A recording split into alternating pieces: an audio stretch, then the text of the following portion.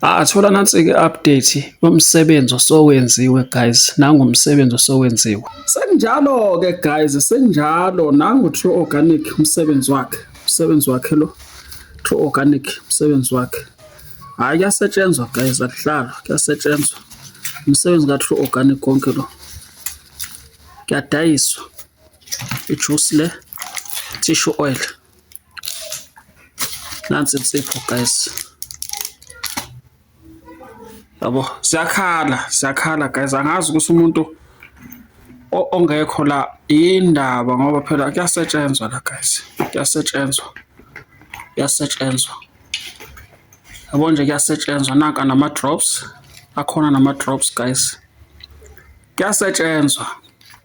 Sithi abaphile nje abantu guys. Baphile abantu, baphile. Bangayeki impilo ishone phansi. Ibambe nje kanjalo. Mangabe ungafuni ukuthi urecruit, dayisa-ke okungenani-ke. Yenza okukodwa. Awukwazi ukuthi konke nje kuyakuphika wena. Awuvumi konke. Hhayi ngeke. Yenza okukodwa. Kodwa nje i-recruiting yona inemali. Uthola i-commission laphaya.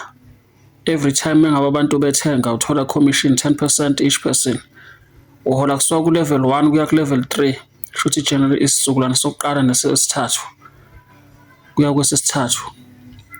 Yini inkinga? Inkinga ikuphi guys? Ake nichazele mina-ke ikuphi inkinga. Ngoba phela nali ibhodlela lethu elisha ngenxa yokuthi abaningi sebezama uku-create ama-fake bottle. La ibhodlela elisha leli laka-True Organic chlorophyll juice.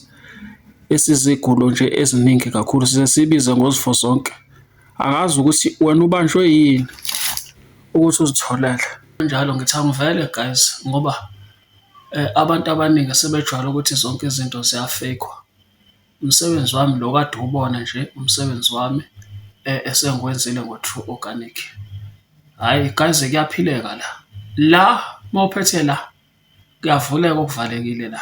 Kakhulukazi ake ngikhulume namadoda. Mengabe nesiyezi nje noma ingasadikisi. Hhayi iyadikiza la. Injabulo iba khona ekhaya. Ya, komama lapha kwi-discharge siyayishaya i-discharge, siyayishaya i-period pains, siyayishaya ne-back pain. Phuthumani-ke guys, phuthumani.